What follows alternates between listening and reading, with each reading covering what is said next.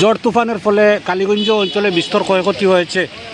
আর আজকে দুপুর 2টা থেকে কালীগঞ্জ অঞ্চলে বিদ্যুৎ পরিষেবা নেই।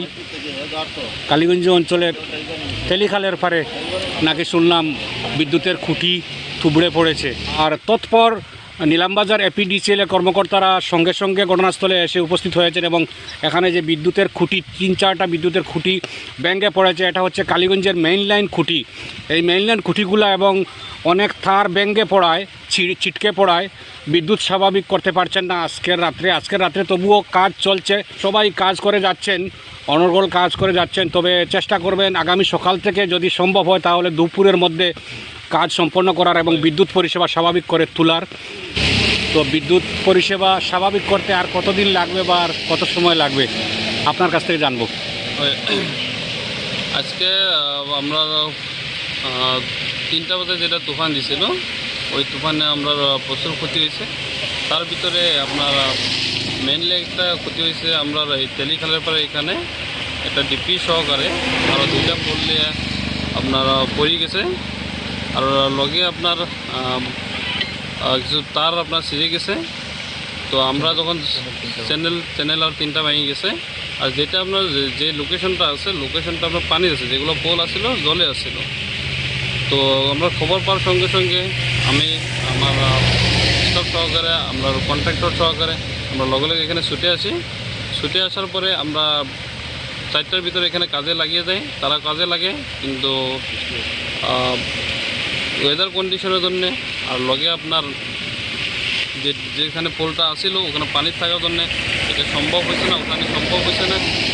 তো এটার জন্য আমরা আজকে বিদ্যুৎ পরিষেবাটা দিতে পারছি না। কিন্তু আমরা নতুন লাইন যেটা বনতেছে এখানে লগে স্টিল টিপুলার পোল দিয়ে, ওইটা আমরা পোলটা অলরেডি ইরেকশন করা আছে। কিন্তু এটার মেটেরিয়ালস আমরা বদরপুর থেকে আজকে রাত্রের ভিতরে আনাইয়া কালকে সকালে 5টার ভিতরে আমরা মানুষের কাজে লাগিয়ে দেব। আর লাগিয়ে আমরা কালকে দিনের ভিতরে বিদ্যুৎটা আমরা চালু করতে পারবো। আচ্ছা, আজকে কয়টা খুঁটি ভাঙছে? খুঁটি ভাঙছে মোটামুটি 4টা খুঁটি ভেঙে গেছে। তার ভিতরে একটা ডাবল পোল ছিল, ডিপি ভেঙে গেছে। এটাই কি মেইন লাইনের খুঁটি? এটাই মেইন লাইনের খুঁটি কালীগঞ্জ, সমগ্র কালীগঞ্জ অঞ্চলের এটাই আপনার মেইন লাইনের খুঁটি। এটার জন্য আমরা নতুন লাইনটাও আমরা কাজ করতেছে, বহুত দ্রুতগতির কাজটা হইতেছে। সবগুলো স্টিল টিউবলার দিয়ে আমরা বানানি হইতেছে। কালকে সকালের ভিতরে যদি প্রাকৃতিক দুর্যোগ না থাকে, যদি শিলাবৃষ্টি না থাকে, তুফান না থাকে, আমরা কাজে লাগাই দিব। আচ্ছা আচ্ছা, কালকে আমরা যে কোনো উপায়ে বিদ্যুৎ পরিষেবাটা আমরা চালু করে দেবো যেমনি হোক।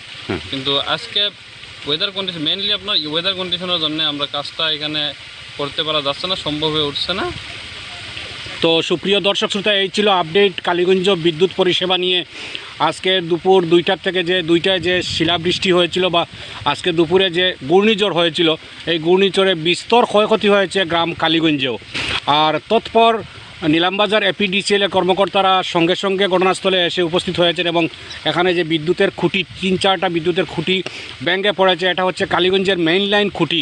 এই মেইন লাইন খুঁটিগুলো এবং অনেক তার ভেঙে পড়ায়, ছিটকে পড়ায় বিদ্যুৎ স্বাভাবিক করতে পারছেন না আজকের রাত্রে। তবুও কাজ চলছে, যে কোনো মতে যে কোনোভাবে স্বাভাবিক করে তুলতে তৎপর চেষ্টা চালিয়ে যাচ্ছেন। আমরা কালীগঞ্জবাসী এপিডিসিএল কর্তৃপক্ষকে, এপিডিসিএল প্রত্যেক কর্মকর্তাকে আমরা ধন্যবাদ জানাই।